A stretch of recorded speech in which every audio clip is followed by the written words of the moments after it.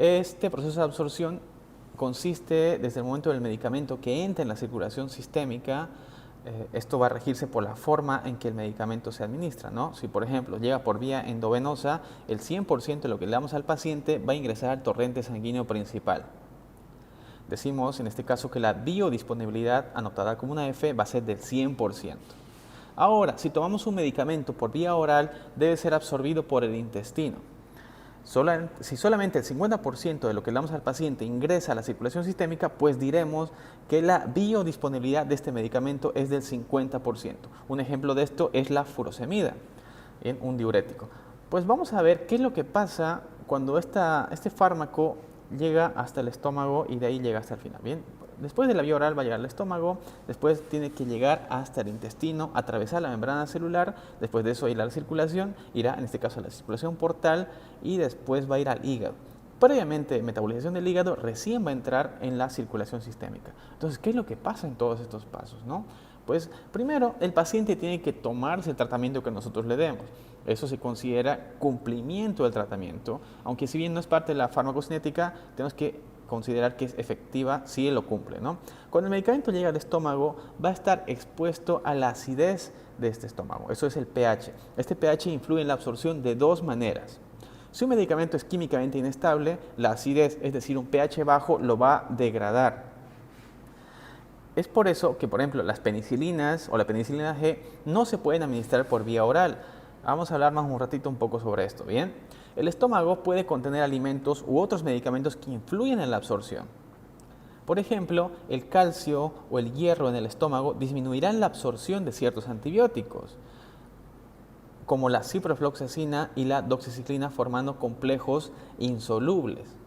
Además, después de esto, la droga va a viajar hacia el intestino, donde necesita cruzar la membrana celular. Pueden imaginarse la cantidad de medicamento según la superficie que haya y el área de intestino y el tiempo que esté expuesto este medicamento ahí, el tiempo de exposición. Los pacientes, por ejemplo, que se someten a cirugías bariátricas, que pierden gran parte de estómago e intestino delgado, dependiendo del tipo de procedimiento, la absorción podría ser un problema para ellos.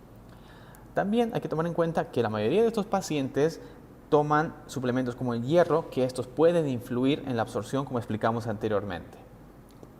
El tiempo de exposición disminuye en pacientes con diarrea y puede aumentar en pacientes con íleo. Además de eso, hay que recordar que algunos medicamentos pueden aumentar o disminuir la motilidad intestinal. Un ejemplo de esto es la metoclopramida, que la disminuye, y los opioides, que aumentan el tiempo de exposición, aumentando la absorción. La disminución del flujo sanguíneo también va a dar resultado en alteración, por ejemplo, en pacientes con shock o con aterosclerosis. La disminución del flujo va a determinar que justamente no haya absorción. Además, este medicamento tiene que ser lo bastante liposoluble para que atraviese la membrana. Por eso algunos medicamentos como la gentamicina no se pueden dar por vía oral. Y esto nos lleva a la segunda forma en que el pH influye en la absorción. Las moléculas no cargadas, es decir, las moléculas no ionizadas, son más solubles en lípidos y pueden atravesar las células con bastante más facilidad. Por lo tanto, la solubilidad de los lípidos depende en gran medida de la constante de disociación ácida de un fármaco contra el pH de su entorno. La mayoría de las drogas son ácidos débiles o bases débiles.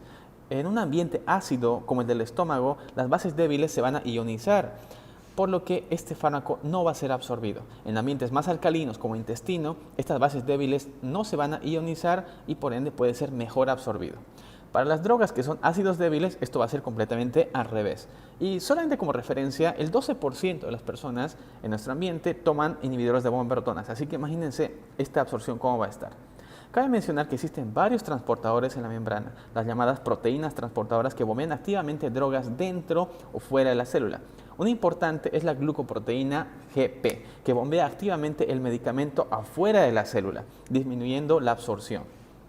La proteína GP y otros transportadores también se expresan en otras partes del cuerpo, por ejemplo, en los túbulos contorneados del riñón.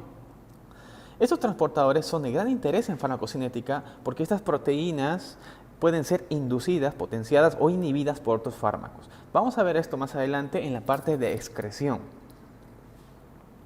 Después de que este medicamento cruza la membrana celular, ingresa a la circulación portal. Ojo, no circulación sistémica, sino portal. Bien, el flujo sanguíneo portal determina la velocidad a la que se presenta un medicamento al hígado. Entonces, antes de que el medicamento pueda ir a cualquier otro órgano, el hígado tendrá su parte de trabajo para metabolizar esta droga. Esto se llama efecto de primer paso y puede ser bastante grande.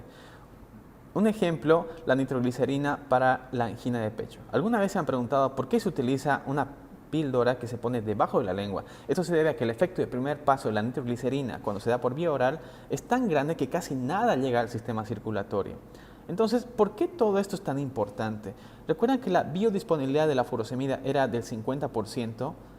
Bueno, imagínense que un paciente que normalmente toma 80 miligramos de furosemida al día está ingresado a un hospital y no se le permite comer debido a un procedimiento ese día. ¿Cómo vamos a dosificárselo? Por vía endovenosa.